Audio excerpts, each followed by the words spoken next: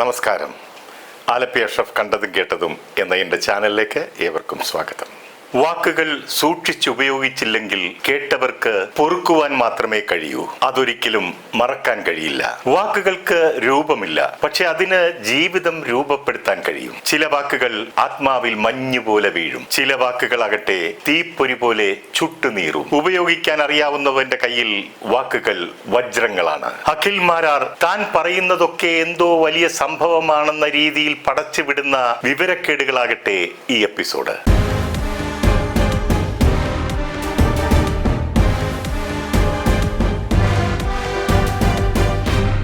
Big boss reality ഷോയിൽ പലപ്പോഴും negative image ഉള്ളവരെയും വിവാദ വിഷയങ്ങളിൽ ഏർപ്പെട്ടവരെയും പങ്കെടുപ്പിക്കാറുണ്ട്. അതൊക്കെ ആ ഷോയിൽ പ്രശ്നങ്ങൾ സൃഷ്ടിച്ച് പ്രേക്ഷകരുടെ ശ്രദ്ധ പിടിച്ചു പറ്റുന്നതിനും ഷോയ്ക്ക് പോപ്പുലാരിറ്റി ലഭിക്കുന്നതിനും വേണ്ടിയാണ്. അങ്ങനെ ബിഗ് ബോസ് ഷോയെ വിമർശിച്ച് ശ്രദ്ധ പിടിച്ചു പറ്റി അതിൽ കയറിക്കൂടിയ ആളാണ് അഖിൽ മാരാർ. ബിഗ് ബോസ് ഷോയിൽ പങ്കെടുക്കുന്നതിനെ കുറിച്ചുള്ള അഭിപ്രായം ആരാഞ്ഞപ്പോൾ അയാൾ പറഞ്ഞത്, ഞാൻ ആ പരിപാടി 5 മിനിറ്റ് പോലും തികച്ചു കണ്ടിട്ടില്ല.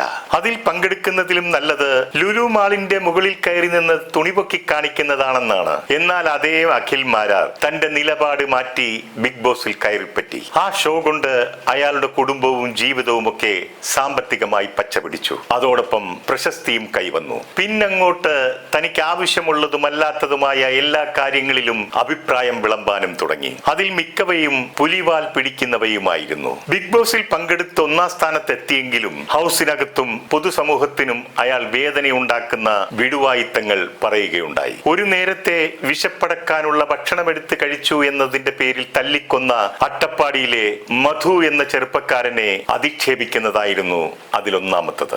ആ സീസണിൽ മോഹൻലാൽ ഏറ്റവും കൂടുതൽ രോക്ഷാകുലനായി പൊട്ടിത്തെറിച്ചത് മധുവിനെ ആക്ഷേപിച്ചുകൊണ്ട് നടത്തിയ പരാമർശത്തിനെതിരെയായിരുന്നു. പുറത്തും അതിനെതിരെ വലിയ പ്രതിഷേധങ്ങളുമുണ്ടായി. അഖിൽ മാരാർക്കെതിരെ കേസും ഫയൽ ചെയ്തു. അയാൾ നടത്തിയ വംശീയ അധിക്ഷേപത്തിനെതിരെ മോഹൻലാൽ അയാളെ കൊണ്ട് മാപ്പും പറയിച്ചു. അഖിൽ മാരാർക്കെതിരെ ബിഗ് ബോസിലെ സ്ത്രീകൾ മറ്റൊരു പരാതി പറഞ്ഞത് ജയിൽ ടാസ്കിനിടെ ജയിലിൽ കിടന്ന സ്ത്രീകളെ ധോത്തി പൊക്കി കാണിച്ചു എന്നതാണ്. അതിനും അയാൾ ക്ഷമ പറയേണ്ടതായി വന്നു. ലുലു മാളിന്റെ മുകളിൽ കയറി പ്രദർശിപ്പിക്കാൻ പറ്റാതെ പോയതിന്റെ ക്ഷീണം ഹൗസിനുള്ളിൽ നടത്തി അയാൾ നിർവൃതി കൊണ്ടു. ബിഗ് ബോസിൽ നിന്നും ഇറങ്ങിയപ്പോൾ ലഭിച്ച പോപ്പുലാരിറ്റി അയാൾക്ക് സ്വയം ഒരു ജനനായകനായി മാറിക്കഴിഞ്ഞു എന്ന തോന്നൽ ഉളവാക്കിയിട്ടുണ്ടാകാം. ആ തോന്നലായിരിക്കാം അയാൾക്ക് അറിവില്ലാത്തതും യാതൊരു ബന്ധവുമില്ലാത്തതുമായ കാര്യങ്ങളിൽ വലിഞ്ഞു കയറി അഭിപ്രായ പ്രകടനം നടത്തുന്നത്. നെഗറ്റീവായാലും പോസിറ്റീവായാലും വേണ്ടില്ല, ലൈവായി നിൽക്കുക എന്നത് മാത്രമാണ് അയാളുടെ ലക്ഷ്യം. ആശാരിയെ ഭക്ഷണം കഴിക്കാൻ വിളിച്ചാൽ 2 കൊട്ട്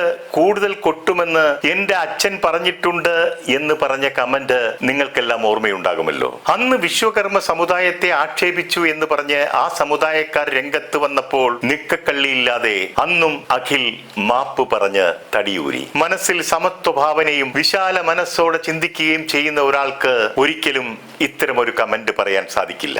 പലപ്പോഴും അഖിൽ മാരാർ ഞാനാണ് ശരി, ഞാൻ മാത്രമാണ് ശരി, ഈ ലോകത്ത് നടക്കുന്ന എല്ലാ കാര്യങ്ങളിലും ഞാൻ അഭിപ്രായം പറയാൻ യോഗ്യനാണെന്നുള്ള ഭാവം, ഇതൊക്കെ കാണുമ്പോൾ മൂക്കാതെ പഴുത്ത പഴമല്ലേ എന്നോർത്ത് മൂക്കത്ത് വിരൽ വെച്ചു പോകും. സോഷ്യൽ മീഡിയയിൽ ചിലരൊക്കെ പറയുന്നുണ്ട് ഇയാൾ ഒരു തള്ളൽ വീരനാണെന്ന്. പൊങ്ങച്ചം കേട്ടും അടുത്തു, ഇനിയൊന്ന് നിർത്തിയിട്ട് പോടേ. പലപ്പോഴും കാറും സ്വർണവും സ്പ്രേയും ഒക്കെ പ്രദർശിപ്പിക്കുകയും ബാങ്ക് ബാലൻസിനെ കുറിച്ചും 1 മാസത്തെ വീട്ടു ചെലവ് 3.5 ലക്ഷം രൂപയാണെന്നും ഒക്കെ തട്ടിവിടുന്നത് കൊണ്ടായിരിക്കും ഇദ്ദേഹത്തെ കുറിച്ച് ഇത്തരം കമന്റുകൾ വരുന്നത്. അല്പന ഐശ്വര്യം വരുമ്പോൾ അർദ്ധരാത്രിയിൽ കുട പിടിക്കുമെന്ന് പണ്ടുള്ളവർ പറയുന്നത് കേട്ടിട്ടില്ലേ? അതിപ്പോൾ നമ്മൾ അഖിൽ മാരാറിലൂടെ നേരിൽ കാണുകയാണ്. മല്ലിക സുകുമാരനും കലാമണ്ഡലം സത്യഭാമ ടീച്ചറും തമ്മിൽ പല കാര്യങ്ങളിലും കീരിയും പാമ്പുമായി 2 ധ്രുവങ്ങളിൽ നിൽക്കുന്നവരാണെങ്കിലും അഖിൽ മാരാരുടെ വിഷയത്തിൽ 2 പേരുടെയും അഭിപ്രായങ്ങൾ യോജിപ്പുള്ളതാണ്. അഖിൽ മാരാർ മലയാള സിനിമയിൽ മര്യാദയ്ക്കൊന്ന് കാലുറപ്പിച്ചു നിന്നില്ല.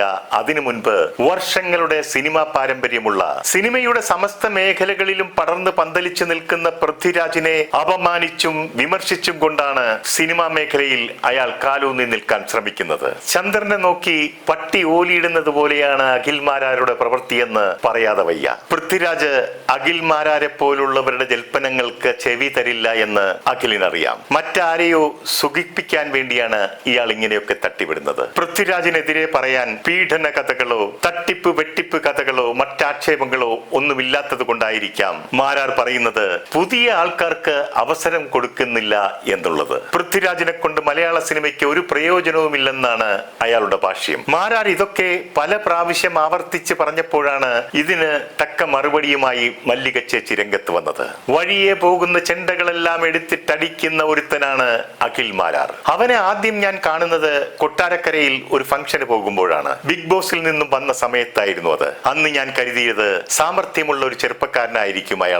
ഇയാൾക്ക് സ്വന്തമായി വ്യക്തമായ അഭിപ്രായം ഉണ്ടാകുമെന്നും ഞാൻ വിചാരിച്ചു. പക്ഷേ ഒന്നുമില്ല, ചുമ്മാതെയാ. ഈ കാണിക്കുന്നതൊക്കെ അഭിനയമാണ്. ഭയങ്കര അഭിനേതാവാണ്. പക്ഷേ സിനിമയിൽ അഭിനയിക്കാൻ പറ്റുകയില്ല. അല്ലാതെ അഭിനയിക്കാൻ ബഹു മിടുക്കനാണ്. എനിക്കിപ്പോൾ 71 വയസ്സായി. വളർന്നു വരുന്ന കലാകാരനാണെങ്കിൽ എങ്ങനെയെങ്കിലും ജീവിച്ചു പോയിക്കോട്ടെ എന്ന് കരുതിയാണ് കൂടുതലൊന്നും പറയാത്തത്. ശരിക്കും പക്വതയുള്ള സത്യസന്ധമായ വിലയിരുത്തലാണ് ചേച്ചി അഖിലിന്റെ കാര്യത്തിൽ നടത്തിയത്. അഖിൽ മാരാറിന്റെ വിടുവായ്ത്തത്തെ കുറിച്ച് ഓർക്കുമ്പോൾ ഒരു കാര്യം പറയാതിരിക്കാൻ നിവൃത്തിയില്ല. അഖിൽ കോട്ടത്തല എന്ന നിർധനനായ ചെറുപ്പക്കാരനെ ഇന്നത്തെ അഖിൽ മാരാറാക്കി മാറ്റിയത് ബിഗ് ബോസ് ഷോയും അതിന്റെ സംഘാടകരുമാണെന്നുള്ള കാര്യം മറന്നുകൂടാ. എന്നാൽ തനിക്ക് നേടാനുള്ളതെല്ലാം നേടിക്കഴിഞ്ഞ് അഖിൽ മാരാർ ഉന്നയിച്ച വളരെ ഗുരുതരവും വൃത്തികെട്ടതുമായ ആരോപണം അവരെ വേദനിപ്പിക്കുന്നതും അവരെ അപമാനിക്കുന്നതുമായിരുന്നു. അഖിൽ പറഞ്ഞത് നാറിപ്പുഴുത്തുകൊണ്ടിരിക്കുന്ന ഷോയാണ് ബിഗ് ബോസ്. അതിൽ പങ്കെടുത്ത സ്ത്രീകളെ ഹോട്ടലിൽ കൊണ്ടുപോയി ഉപയോഗിച്ചിട്ടുണ്ട്. പല സ്ത്രീകളും അതിലെത്തപ്പെടാനായി അതിന്റെ തലപ്പത്തിരിക്കുന്നവരുമായി കിടക്ക പങ്കിട്ടിട്ടുണ്ട്. ഏറെ ആരാധകരുള്ള ബിഗ് ബോസിന്റെ പ്രേക്ഷകർ ഞെട്ടലോടെയാണ് ഈ വാർത്ത ശ്രവിച്ചത്. ഇത് പറഞ്ഞതാകട്ടെ അവിടെ നിന്ന് കപ്പും പണവുമായി വന്ന ആളും. ഈ വാർത്ത അന്ന് സാമൂഹ്യ മാധ്യമങ്ങളിൽ വലിയ രീതിയിൽ ചർച്ചയായി. അഖിലിനെതിരെ അതിൽ പങ്കെടുത്ത സ്ത്രീകൾ രംഗത്ത് വരികയും ഒക്കെ ചെയ്തിരുന്നല്ലോ. അഖിൽ ഇങ്ങനെയുള്ള ഇല്ലാ കഥകൾ മെനയുന്ന ആളാണെന്ന് അന്ന് സ്ത്രീകൾ പറയുന്നത് നമ്മൾ കേട്ടില്ലേ. സ്ത്രീകളെ അപമാനിക്കുക എന്നത് അഖിലിന് ഒരു വിനോദമാണെന്നാണ് തോന്നുന്നത്. നടി ആക്രമിക്കപ്പെട്ട കേസിൽ അതിജീവിതയെ പലപ്പോഴും ആക്ഷേപിക്കാൻ ശ്രമിച്ചിട്ടുണ്ട്. ആ കുട്ടിയെ ആർക്കോ വേണ്ടി ആക്ഷേപിക്കുന്നത് അഖിലിനൊരു വിനോദമായിരുന്നു. കാറിൽ വെച്ച് അങ്ങനെ ഒരു സംഭവം നടന്നിട്ടില്ല എന്ന് സ്ഥാപിക്കാൻ ഇയാൾ പലപ്പോഴും ശ്രമിച്ചിട്ടുണ്ട്. കാറിൽ അങ്ങനെ ഒരു സംഭവം നടന്നോ എന്ന് തെളിയിക്കാനായി ഡെമോ ചെയ്യണമെന്ന് അയാൾ ആവശ്യപ്പെട്ടില്ലേ. അതിന് മറുപടിയുമായി ധീരമായ നിലപാടുള്ള ചിലരെങ്കിലും മുന്നോട്ട് വന്നു. അതിൽ ചിലർ പറഞ്ഞു അഖിൽ ഡെമോ ചെയ്യട്ടെ, കാറ് ഞങ്ങൾ വിട്ടുതരാം. അതിനൊരു സ്ത്രീ വേണമല്ലോ, അത് അഖിലിന്റെ വീട്ടിൽ നിന്നുമാകട്ടെ. അതോടെ അഖിൽ ആ വിഷയത്തിൽ നിന്നും പതുക്കെ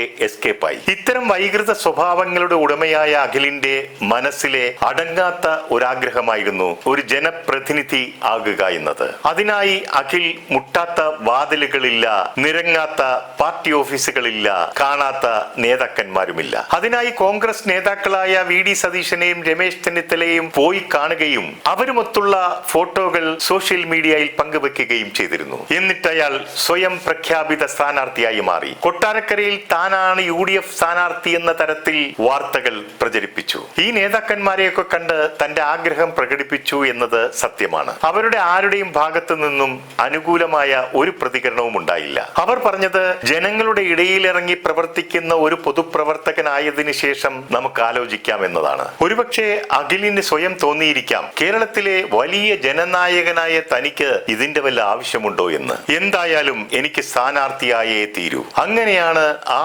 മോഹവുമായി NDAയുടെ സഖ്യകക്ഷിയായ 2020യിൽ ചേക്കേറുന്നത്. ഇവിടെയാണ് നമ്മുടെ സത്യഭാമ ടീച്ചറുടെ മാസ് എൻട്രി. മോനെ, നീ ഒരിക്കലും ചാണകത്തിൽ വീഴാൻ പാടില്ലായിരുന്നു. നിന്നെ ഹൃദയത്തോട് ചേർത്ത് വെച്ച മറ്റു മതസ്ഥരെ നീ ചതിക്കുകയായിരുന്നില്ലേ. നിന്റെ എല്ലാ ഉയർച്ചകളും ഈ തിരഞ്ഞെടുപ്പ് അവസാനിക്കുന്നതോടുകൂടി തീരും. ജനങ്ങൾക്കിനി നിന്നെ ഒരിക്കലും പഴയതുപോലെ നോക്കിക്കാണാൻ കഴിയില്ല. സത്യഭാമ ടീച്ചർ വീണ്ടും പറയുന്നു, കോട്ടാത്തല അഖിൽ മോനെ, നിന്നെ കുടിച്ച വെള്ളത്തിൽ പോലും വിശ്വസിക്കാൻ കൊള്ളില്ല.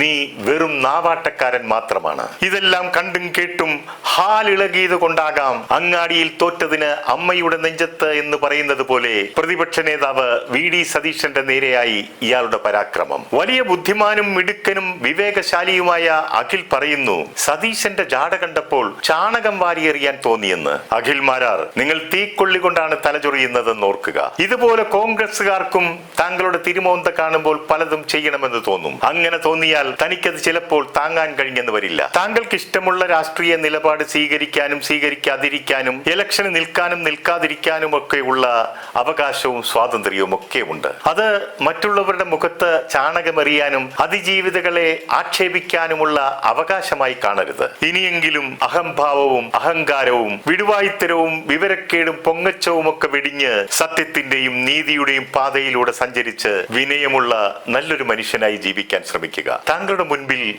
ജീവിതം ഇനിയും ഒരുപാട് ബാക്കിയുണ്ട്. സൂക്ഷിച്ചാൽ ദുഃഖിക്കേണ്ട. അഹങ്കാരമാണ് നമ്മുടെയൊക്കെ കൊടിയ ശത്രു. അഹങ്കാരം വിവേകത്തെ നശിപ്പിക്കുന്നു. വിവേകം നശിക്കുമ്പോൾ ദുഷ്കർമ്മങ്ങൾ ചെയ്യുന്നു. സൽക്കർമ്മങ്ങൾ ചെയ്യാൻ അഹങ്കാരം തടസ്സമായി നിൽക്കുന്നു. ഫലമോ സർവനാശം. നിർത്തുന്നു. നന്ദി, നമസ്കാരം.